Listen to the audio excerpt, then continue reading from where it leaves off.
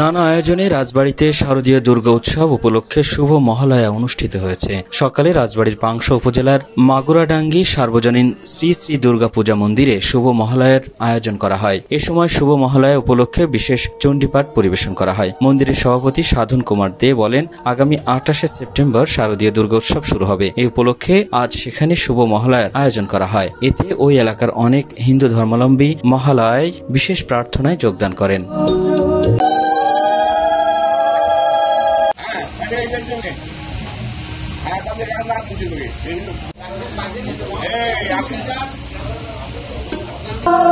এখানে একটা মহালয় অনুষ্ঠান করতে যাচ্ছি দেবীর আগমন উপলক্ষে।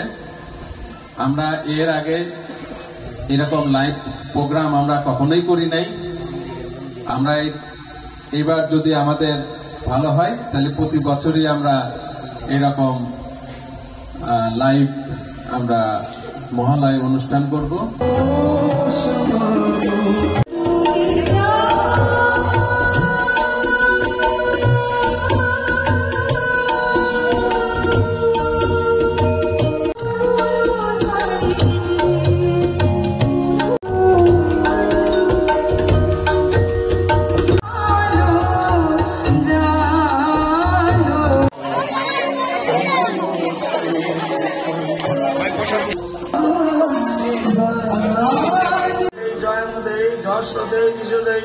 দেবী ভক্ত জয়